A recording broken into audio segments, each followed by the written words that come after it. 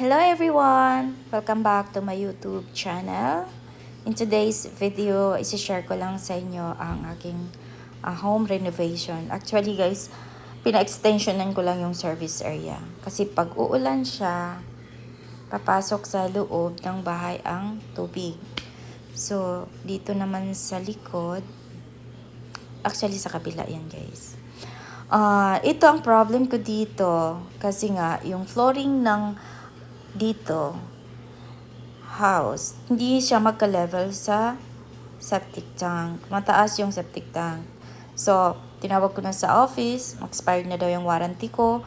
Wala na daw silang karapatan na correct yan. So, ipapaayos ko na lang daw sa panday ko. So, ang sabi din ng panday na wala kaming ayaw nilang galawin kasi hindi nila gawa, baka magkakaproblema. So, anyway, okay na siya. I don't know kung anong gagawin ng panday dyan. So, dito tayo. Okay na siya, guys. Lagyan ko na ng color. I love the color. You see? Brown, dark brown. And, yan. Gutter na siya, no? Sa color doon, sa taas, sa atop niya. And, yan, yung gutter niya. Nilagyan ko din yan. So, para din akong lalaki, no? Na ako ang gumagawa, guys. Sa help naman ng aking panday na mabait naman. Tinulungan niya ako kung anong gagawin. So, hindi naman niya ako inano din. Ginanda rin niya yung paggawa. So, at least naman pa rin ma-appreciate din natin yung mga ginagawa nila. So, paulit-ulit talaga ako dito, guys, no? Yan, medyo okay na. May privacy na kami both. Diba? Kasi nga sa kabila, sila naman ang gumawa niya ng semento na yan ang sila nag-una dyan. So, medyo okay na. Ayan. So, cute nga. May privacy na. Yan.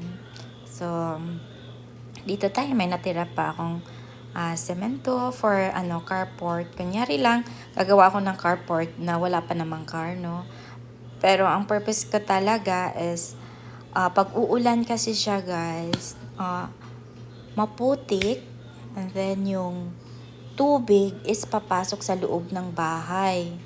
Lalo na pag malakas ang ulan, Diyos ko, bumabaha talaga sa loob ng bahay. Na-shock nga ako. Sabi ko, ay, ganito pala dito. Kasi nga, kalilipat ko lang last month.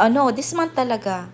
So, yan, paulit-ulit talaga ako dyan. Disappointed talaga ako dyan. Kasi syempre, nagbabayad tayo ng maayos. Tapos, ang ibigay sa atin is, maayos din nagawa. Ayan. Kaya nga, ako, kino-complain ko talaga, pero ayaw nilang i-correct talaga. Dahil nga daw ako, frustrated lang daw ako, dahil nga, hindi ko raw yung gusto ko doon sa service area ko, na gusto kong isagad sana siya, guys. Pero actually, isagad lang, hindi lang mag-overlap sa kabila. Diba? For sana, privacy. Kailangan ng privacy kasi dito, diba? Ayan. Pero ayaw nilang pumayag. Sige na lang. So, I love the color. Look at the color, no? Brown. And, ang tangke, hindi ko alam kung saan ko ilalagay yan.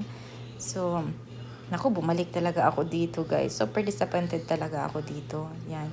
Pagkagawa nila is palpak talaga.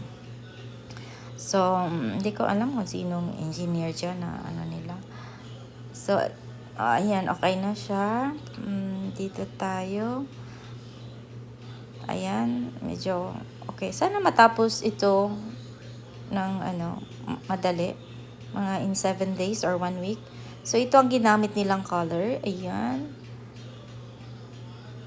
Dark chocolate brown. Ayan.